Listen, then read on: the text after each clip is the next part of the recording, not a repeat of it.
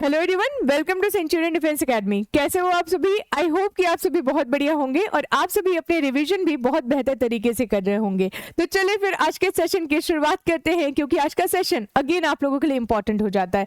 Important क्यों? क्योंकि Paris Olympic से रिलेटेड है। अब जैसे ही मैंने कहा ओलंपिक, तो हो सकता है कि हमने मेडल जीता है। बिल्कुल जीता है। किस मेडल की बात कर रही हूँ आगे सेशन में मैं आप सभी को बताऊंगी, लेकिन हाँ, इस सेशन को जल्दी से अपने दोस्तों के बीच में शेयर कर दीजिए, क्योंकि कुछ चीजें यहाँ पे है जो कि आप लोग पहली बार जानोगे। ठीक है, तो स्टार्ट करते हैं सेशन को और देखिए जरा न्यूज क्या है। तो Paris 2024, Manu Bhaker wins bronze, becomes first Indian women to win shooting medal at Olympics. यानी कि एट प्रेजेंट न्यूज ये है कि जो मनु भाकर है, इनके द्वारा ब्रोंज मेडल जीता जाता है। कहां पे? पेरिस ओलंपिक में। और किस में ये जीतती है?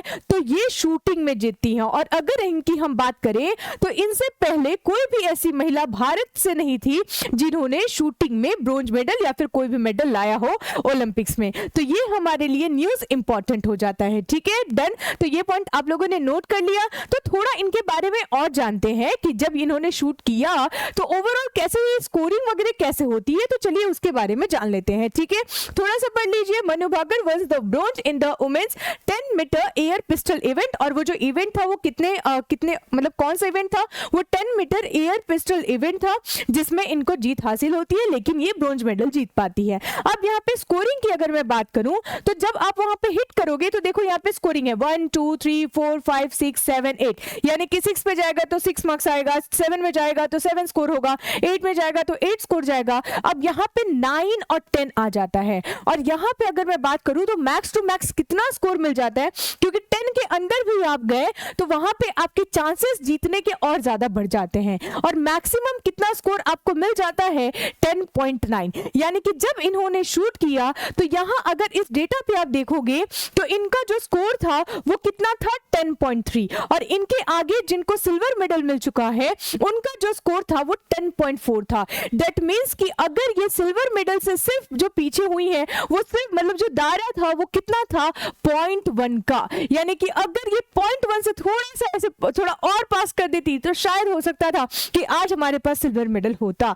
लेकिन कोई बात नहीं, हम अगर इस मतलब ऐसे इंटरनेशनल लेवल की अगर हम बात करें तो इस लेवल पे कंपटीटर्स जो होते हैं वो ऑल ओवर द नेशन से आते हैं। तो वहां पे compete करने के बाद मेडल जीत लेना ये बहुत बड़ी बात होती है। ठीक है, तो हमें हमें निराश नहीं होना है कि हमें सिर्फ ब्रोंज मिला। हमें ये चीज खुशी मनानी चाहिए कि हाँ, फाइनली हमने इतना बढ़िया कंपटीशन दिया और आफ्टर दैट कंपटीशन हम तो ब्रोंज तो लेकर के आए। चलिए इसके बारे में थोड़ा सा और हिस्ट्री हम जानते हैं कि शूटिंग में इसके पहले कितने लोगों के द्वारा मेडल्स जीता गया है, कौन से मेडल्स जीते गए हैं। ठीक है, तो फर्स्ट में नाम जो है वो है राज्यवर्धन सिंह राठौर का, जिन्होंने सिल्वर मेडल जीता था। और ये नाम आपको दैट इज अभिनव बिंद्रा का नाम आपको याद रखना है, जिन्होंने गोल्ड मेडल जीता है किसमें?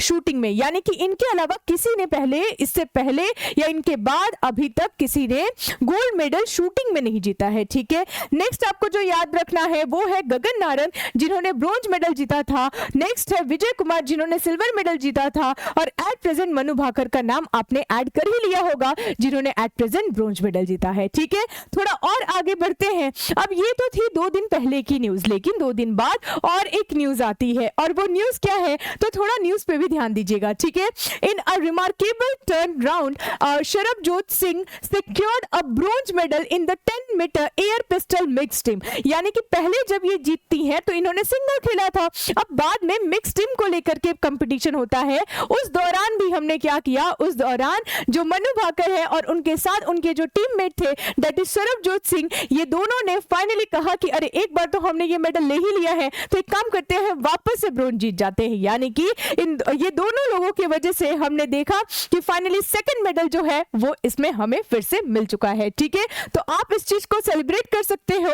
और इसके बारे में और थोड़ा सा मैं ऐड करना चाहती हूं कि हम कितने स्कोर से जीते हैं, तो 16-10 के स्कोर से जीते हैं। तो ये पॉइंट आप सभी को क्या करना है? ये पॉइंट आप सभी को नोट करना है। जब यहाँ पे बात आती है कि जब हमारे नेशन को कोई बाहर के देश में जाकर के रिप्रेजेंट कर रहा है, हमारे नेशन का नाम इतना आगे लेकर के जा रहा है, तो गवर्नमेंट की रिस्पॉन्सिबिलिटी बनती है कि वो उनको क्या करे, कॉन्ग्रेचुलेट करे। अब यहाँ पे जैसे आप देख सकते हैं, that is Paris Olympics, sport minister congratulates Manu Bhaker on bronze medal Paris Khelo India initiative. अब देखो यहाँ पे साथ ही साथ जब मनु भाकर से ये पूछा गया कि आपने ये सारी चीजें कैसे की, तो उन्होंने यहाँ तक कि गीता का भी नाम लिया कि गीता में कहा जाता है क्या कि कर्म करो फल की चिंता मत करो। तो सेम इन्होंने ये बात बोली है कि मैं सिर्फ अपना कर्म करते गई और फल मुझे पता था कि आज नहीं तो कल मिलने ही वाला है। इसी के साथ अगर मैं बात करूं यहाँ पे हमारे स्पोर्ट्स मिनिस्टर की, तो उन्होंने ये कहा कि कहीं ना कहीं जब हम इतना बढ़ावा दे रहे हैं गेम्स को,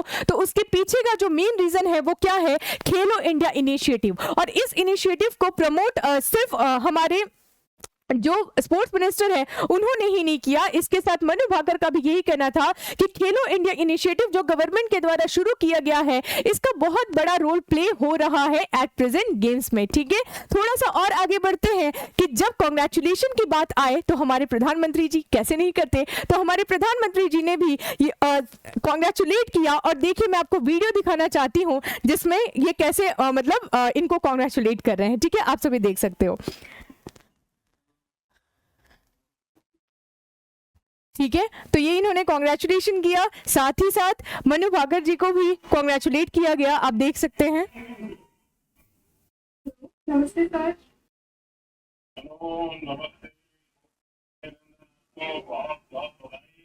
बहुत बहुत शुक्रिया सर, आप कैसे हैं?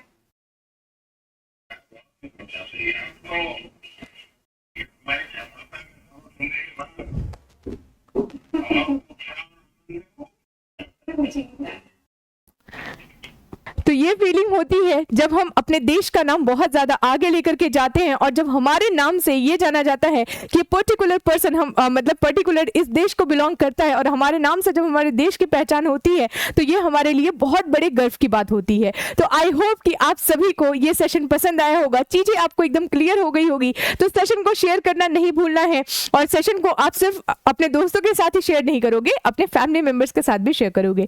ठीक है, अगर आप लोग पहली बार चैनल पे आए हैं तो आप सभी चैनल को सब्सक्राइब करना भी ना भूलें, और हाँ, सेशन को लाइक तो आप सभी कर ही देंगे। ठीक है, तो मिलते हैं आपसे नेक्स्ट सेशन में, तब तक के लिए thank you so much and Jai Hind to everyone.